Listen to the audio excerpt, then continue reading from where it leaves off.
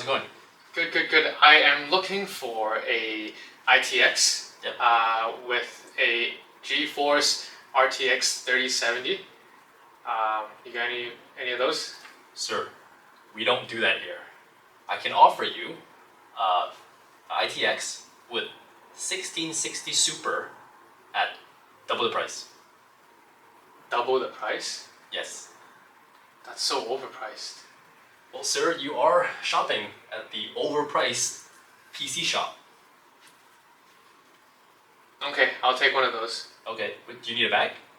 Yes, I need a bag. That'll be $10. I don't need a bag. Alright, thank you for saving the environment. Let me just get this for you. Here you go, sir. Hey, nice mouse. Oh, this What is one? that? Yeah. Oh, this is Projects Gaming S001. Can I get one of those? We're sold out. What's that?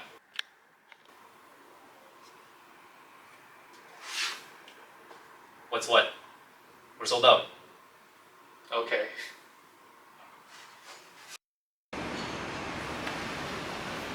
This way?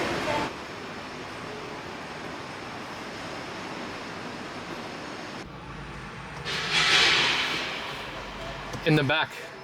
Okay. Leave the case, leave the case. Are you serious? Yes.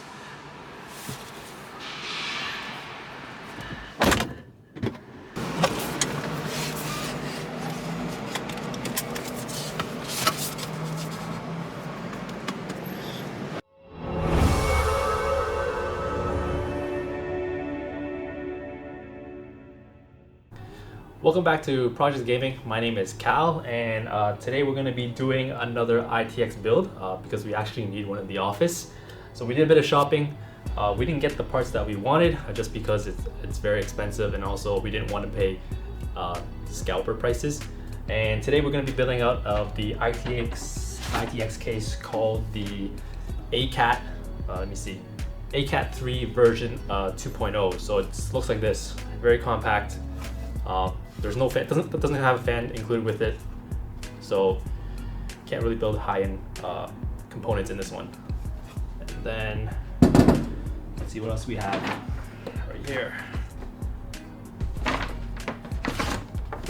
So we're going to be using the MSI V50i Gaming Edge plus Wi-Fi. It's a bit of an overkill for this build, but we eventually will swap this out for something else and in another build. And then for the CPU cooler, we're going to be using this one, the CR1400 cooler. It's a 9cm side blower CPU radiator. And then for the M.2, we're going to be using the Kingston A2000 1TB. For the RAM, we have G.SKILL's DDR4, and I think this should be 32 gigabytes. And then here it is, the most expensive component and also the biggest ripoff at right now. We basically paid double the retail, but we had no choice. So this is the GeForce GTX 1660 Super from Gigabyte.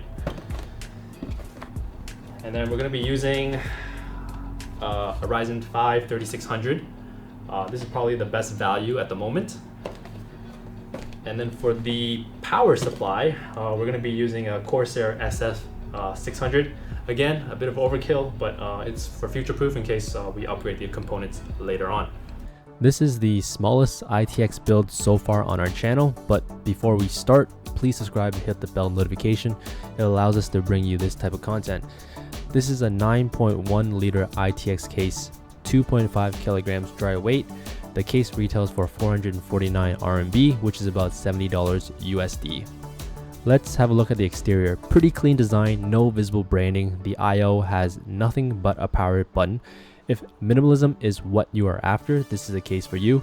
All the panels are flush. Tempered glass is flush too. The tolerances on this is high quality. No gaps in the panels. All aluminum. Comes in 3 colors: silver, black, and black with red accents. Only ITX motherboards will fit, and you have the option of either using a SFX or SFXL power supply. I would recommend SFX because the case is small already. The case is 278 millimeters in length, 153 millimeters in width, and 215 millimeters in height. As mentioned earlier, it does not come with a case fan, but you can attach one to the back panel. I personally recommend going with a bigger CPU cooler instead. So here it is. This is all the parts. We already did on the unboxing. If you want to watch unboxing videos, you can probably search it up on YouTube somewhere else, just to save some time. So here's everything. The only difference is we're going to be using custom cables, just because I think the cables that Corsair gives you from the SF600 won't fit in this case properly. And yeah, so let's get to building it. Here we have the MSI B550i Gaming Edge plus Wi-Fi, and we're just inserting the Ryzen 3600 in here. Pretty straightforward.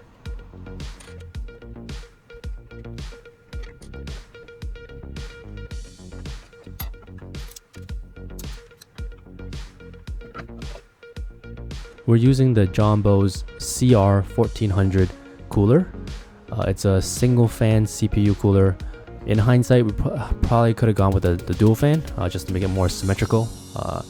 But this one is more than adequate for the build that we have at hand. Need to use the custom bracket the cooler provides.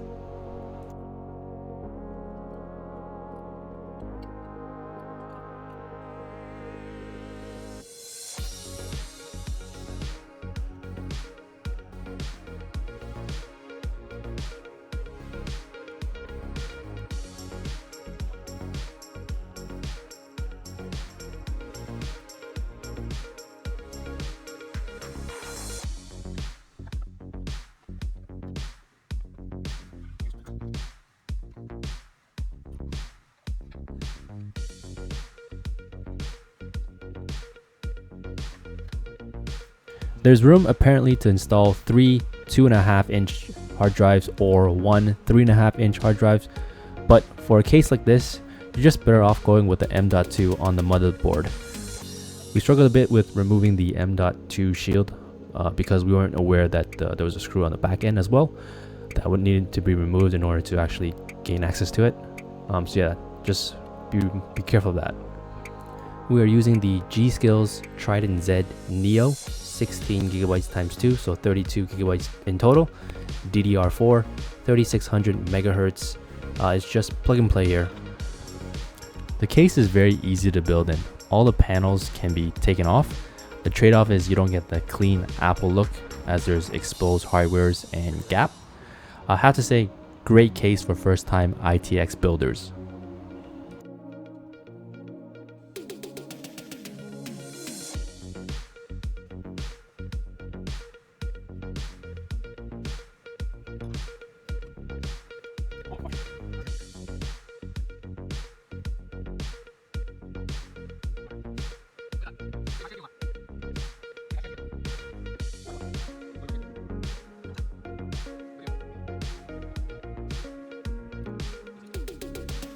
You have to ensure the PSU is properly tightened to the case. Make sure the screws are tightened, otherwise the PSU will slide down.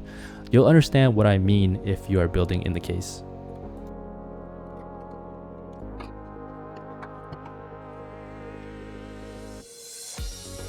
Graphic card compatibility. This will not fit 3 fans GPUs. Max size for GPU is 275 millimeters by 125 millimeters by 45 millimeters. This case is designed to be air cooled, and I would definitely recommend, as mentioned earlier, an aftermarket CPU cooler.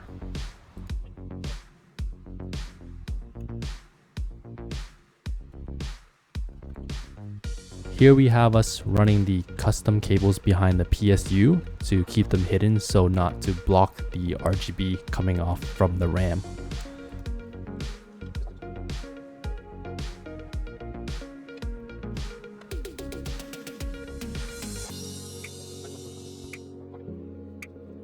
The package comes with 4 feet and a toolkit. The case will be dusty for sure, as there's no dust filters provided.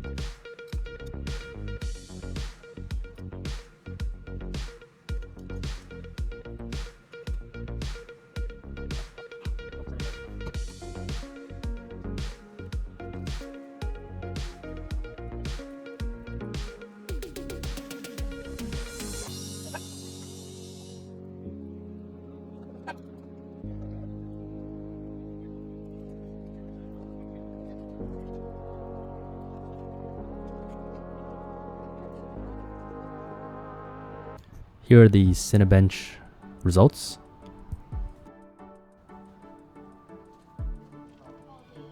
Running Heaven 4.0, the GPU on load is only at 70 degrees.